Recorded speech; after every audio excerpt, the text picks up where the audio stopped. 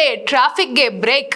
ಹೊಸ ಸುರಂಗ ಮಾರ್ಗದ ರಸ್ತೆ 1139 ಕೋಟಿ ಯೋಜನೆ, ಆದ್ರೆ ಕಾಮಗಾರಿ ವೇಳೆ ಟ್ರಾಫಿಕ್ ಸಮಸ್ಯೆ ಉಂಟಾಗುತ್ತಾ? ನಮಸ್ಕಾರ ಬೆಂಗಳೂರಿನ ವಾಹನ ಸವಾರರಿಗೆ, ಅದರಲ್ಲೂ ಏರ್ಪೋರ್ಟ್ ರಸ್ತೆಯಲ್ಲಿ ಪ್ರತಿದಿನ ಹೈರಾಣಾದಂತಹ ದೊಡ್ಡ ಸಮಸ್ಯೆ ಏನಪ್ಪಾ ಅಂತಂದ್ರೆ ಹೆಬ್ಬಾಳ ಜಂಕ್ಷನ್ ಟ್ರಾಫಿಕ್.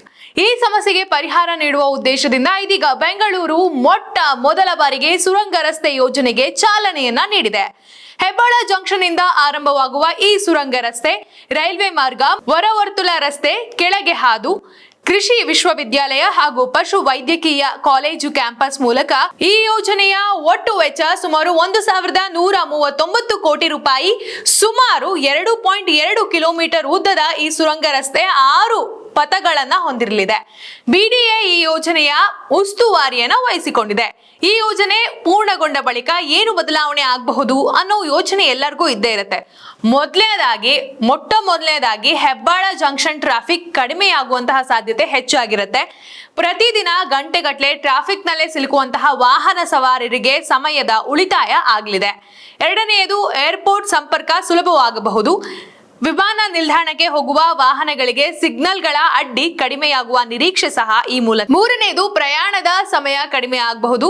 ಈ ಜಂಕ್ಷನ್ ದಾಟಲು ಪೀಕ್ ಅವರ್ಸ್ ನಲ್ಲಂತೂ ಗಂಟೆಗಟ್ಟಲೆ ಅಂದ್ರೆ ಸುಮಾರು ಅವರ್ಸ್ ಗಳೇ ಹೋಗ್ತಿತ್ತು.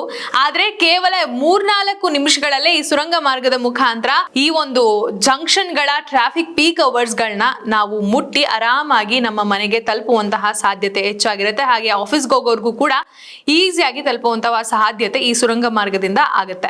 ಇನ್ನೊಂದು ಪ್ರಮುಖ ವಿಷಯ ಏನಪ್ಪಾ ಅಂತ ಹೇಳಿದ್ರೆ, ಈ ಸುರಂಗ ಮಾರ್ಗ 60 ಅಡಿ ಆಳದಲ್ಲಿ ಕಟ್ ಅಂಡ್ ಕವರ್ ತಂತ್ರಜ್ಞಾನದಲ್ಲಿ ನಿರ್ಮಾಣ ಆಗ್ತಾ ಇದೆ.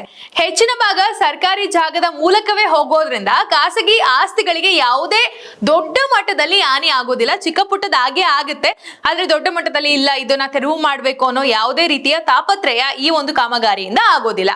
ಆದ್ರೆ ಇಲ್ಲಿ ಕೇಳುವಂತಹ ಪ್ರಶ್ನೆ ಏನಪ್ಪಾ ಅಂತ ಹೇಳಿದ್ರೆ, ಈ ಒಂದು ಕಾಮಗಾರಿ ಪೂರ್ಣಗೊಳ್ಳೋದಕ್ಕೆ 1.5 ವರ್ಷ ಅಂದ್ರೆ ಸುಮಾರು 18 ತಿಂಗಳ ಕಾಲ ಸಮಯ ನಿಗದಿಯಾಗಿದೆ.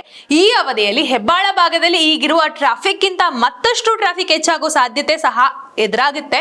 ಇನ್ನು ವಾಹನ ಸವಾರರಿಗೆ ತಾತ್ಕಾಲಿಕವಾಗಿ ಯಾವ ಸಮಸ್ಯೆ ಎದುರಾಗಬಹುದು ನಾವು ಸಹ ಕಾದ್ ನೋಡ್ಬೇಕು. ಯಾಕಂದ್ರೆ ಒಂದು ಕಡೆ ಭವಿಷ್ಯದಲ್ಲಿ ಟ್ರಾಫಿಕ್ ಕಡಿಮೆ ಮಾಡೋ ಯೋಜನೆ ಇದ್ರೆ, ಮತ್ತೊಂದು ಕಡೆ ಕಾಮಗಾರಿ ವೇಳೆ ಟ್ರಾಫಿಕ್ ಎದುರಿಸೋದೇ ದೊಡ್ಡ ಸವಾಲಾಗಿರುತ್ತೆ.